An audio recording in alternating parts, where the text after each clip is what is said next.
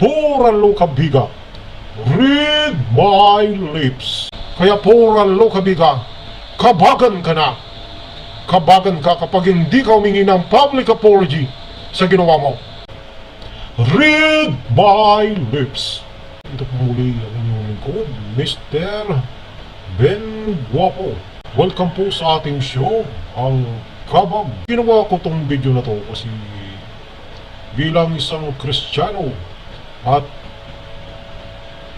isang mananampalataya sa ating mahal na Panginoong Jesucristo ay hindi ko matiis na hindi magbigay ng aking salubin sa aking napanood na masasabi nating karumal-dumal na ginawa ng isang vlogger. Pura loka, biga. Yan. Mga kakabag, bilang isang mananampalataya sa ating Panginoon na si Jesus, ay hindi ko talagang mapapanampas to na lapastanganin ang imahe ng ating Panginoon sa mga Kristiyano dyan at sa mga nananampalataya sa ating mahal na Panginoon. Siguradong napaka-tindi ng ginawa nitong si Pura Luka. Ikaw, Pura Luka, luka-luka ka talaga. Anong pumasok sa kukuti mo at ginawa mo i-imitate mo ang imahe ng ating mahal na Panginoon at ididipin mo pa ang iyong sarili na tama ang iyong ginawa? Sino ang bumulong sa iyong masamang espiritu na gawin to para pansinin ka ng madla? Hindi ka man lamang ba humingi ng payo o advice sa ating mga religious leader o mga pare o sino man dyan yung kilala bago ka gumawa ng ganitong karumal-dumal na video sa paglapastanganan sa imahe ng ating mahal na Panginoon? Ako hindi relihiyoso, mga kakabag, pero kahit minsan, sabi nga sa Biblia, huwag mong babanggitin ang pangalan ng Panginoon sa walang kwentang bagay. Ibig lang sabihin sa talatang ito, lalo na sa ganitong ginawa ni Luka Biga, ay talagang nakakarimarim. Hindi ko marurok sa aking isipan kung bakit niya nagawa to, mga kakabag. Pura Luka Biga, read my lips. Alam mo ba kung anong ibig sabihin ng drag queen? Ito, isasampal ko sa pagbumukha mo para malaman mo. Matalino ka. Ngayon, babasahin ko sa iyo at himahin ng bawat talatang to kung anong ibig sabihin ng drag queen. A drag queen is a person, usually male, who uses drag clothing and makeup to imitate and often exaggerate female gender signifies in gender roles for entertainment purposes. Yan. Malinaw naman siguro sa iyo kung anong ibig sabihin ng isang drag queen. Kumbaga, nag-imitate ng isang tao para i-portray mo sa iyong sarili na ikaw yon. Pura loka biga kung impersonator ka. Kasi pag sinabing impersonator, ini-impersonate mo ang isang tao kasi hinahangaan mo. From the word itself, impersonator, which is hindi tama sa ginawa mo. Dahil hindi tao ang ini-impersonate mo, kundi Diyos. Sa tingin mo, tama itong ginawa mo, na imitate mo ang ating mahal na Panginoon para i-portray mo sa Kanya o sa mga followers mo o sa mga tao na ganyan ang itsura ng ating Panginoon. Sinabayan mo pa ng pagkanta ng Ama namin. Malinaw na blasphemous to na ginawa mo. Malinaw na pag-iinsulto sa mga nananalig kay Kristo. So, lumampas ka sa boundary mo. Hindi mo inisip kung anong kahinatnan ng naging action mo. Pura loka. Pura loka biga. Inisip mo na ikaw ay isang member ng LGBTQ, etc. community at hindi lahat ng tao makakaunawa sa ginawa mo. Kaya ano na lang magiging tingin ng ibang tao sa hanay nyo? Read my lips. Ayaw ko sana magsalita nito, mga kakabag, pero hindi ko talaga mapapalagpas. I'm sorry. Ako yung humingi ng paumanhin sa mga sinabi ko. Pero ang pinag-uusapan nito dito ay ang faith natin. Tayong mga Christian at Catholic na naniniwala sa Panginoong Jesucristo. Sabi nga, kung sino ang unang bumato sa taong nagkasala. Kung ikaw ay hindi nagkasala at malinis ka, una mo siyang batuhin. Nandoon na tayo sa tulong ng Panginoon. Pero yung lapastanganin siya, oo, lahat tayo yung makasalanan. Pero lapastanganin ng ating himay, ng ating mahal na Panginoon, na si Jesus, ay hindi natin yan mapapalagpas. Hindi ako perfectong tao. Pero kung ako nandoon, hindi lang bato ang aking babato sa Kanya. Misa, upuan, o kung ano-ano pa. Dahil basura to ang ginawa niya. Lahat naman tayong nagkakasala. Lahat tayo hindi perfecto sa mundong to.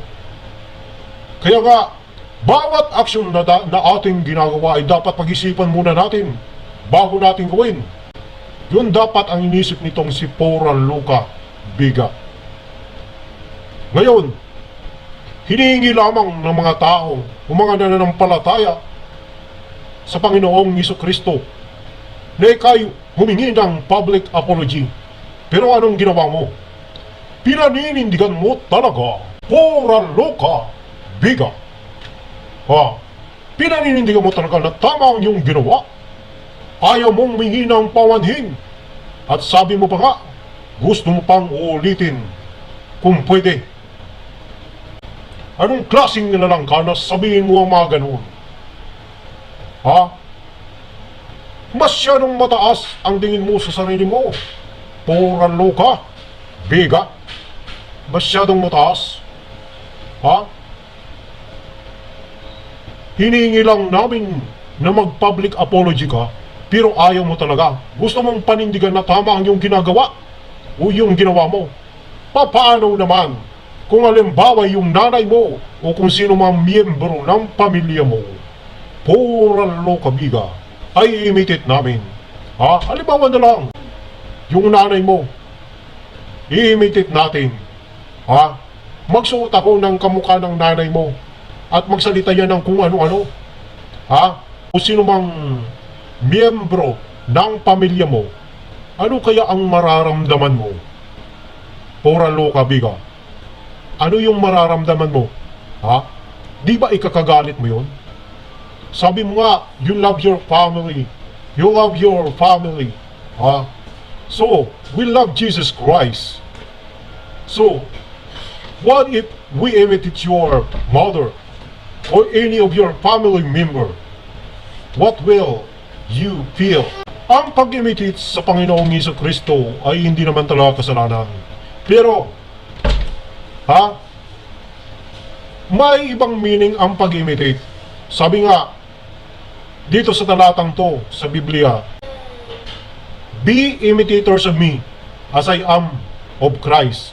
So, ibig sabihin, Pora Luca Biga, ay pwede mo naman i-imitate talaga ang ating Panginoon. Pero,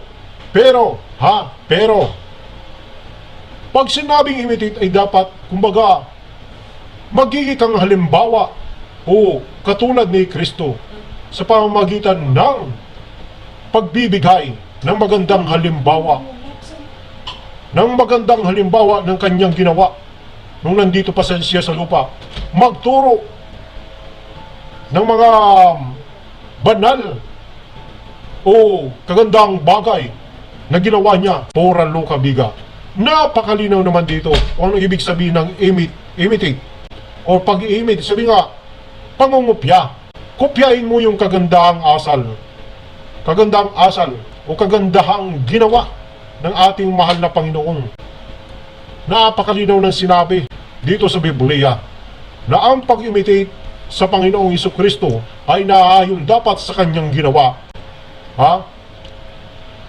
Lalo na yung ginawa mo, yung pagmumukbang mo ng hostya o ng Holy Body of Christ. Ha? O sabihin na natin na hindi pa yan nabiblis ng mga pare o sinumang banal na nagbiblis ng hostya.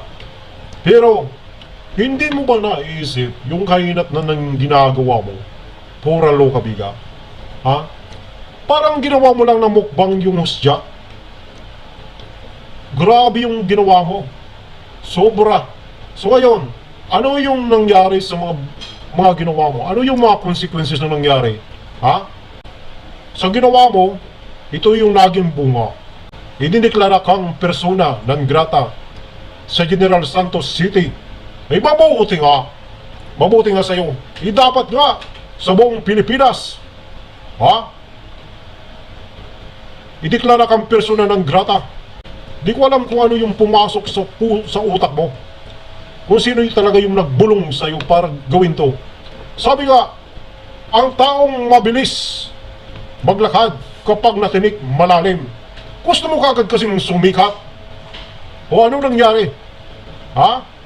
Gusto mong mapabilis ang pagsikat mo. So anong nangyari sa ginawa mo?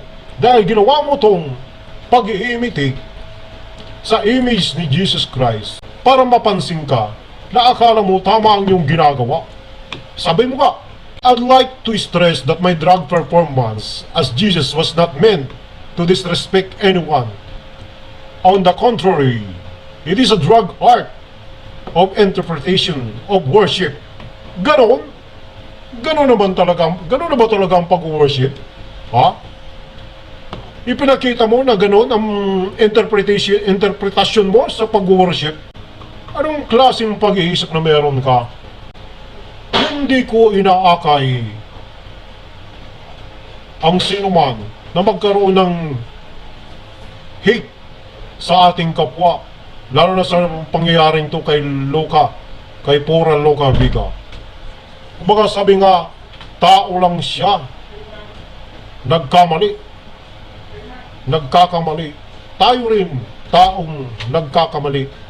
Pero bilang isang Kristiyano na mananampalataya kay Kristo, napakalaking kahihiyan ang ginawa niya. Hindi niya inisip yung kakalabasan ng kanyang naging aksyon. Ba't yung pang naisipan mo na gayahin? Ha? Lahat ng LGBTQ plus, ha? Pinahiya mo. Bakit? Naturally, kasama ka dyan. Alam nyo naman kung anong naging action itong si Pura Luca Viga.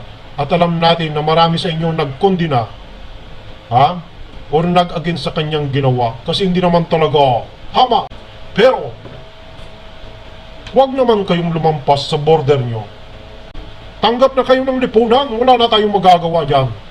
Pero naman, sa mga tulad ni Pura Luca Viga, kahihiyaan ka sa ginawa mo. Anong klaseng nilalang ka? Wala na akong masabi. Ayaw kong ipakita yung mga videos na ginawa mo. Kasi sabi nga, kung ipapakita ko pa yun sa madla o sa tao, ay parang tinitrigger ko pa yung lahat na magalit sa'yo. Ha? Ang gusto ng Panginoon ay magbigay tayo ng magandang aral sa kapwa, ang magandang halimbawa.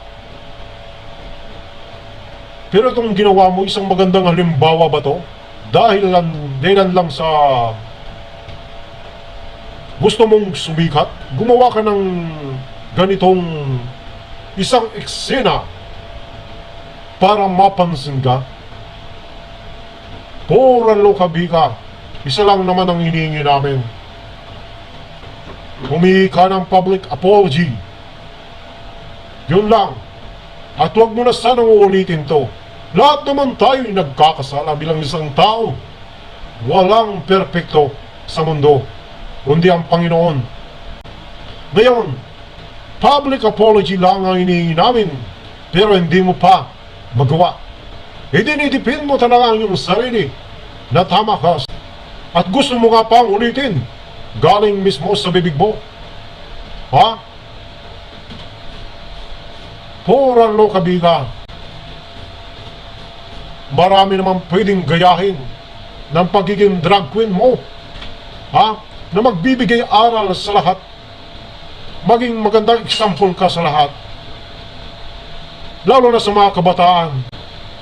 Nakatulad mo ang kasarian. Paano ka magiging halimbawa sa kanila kung ganyan ang ipinakita mo para lang sa kasikatan? Hindi tama.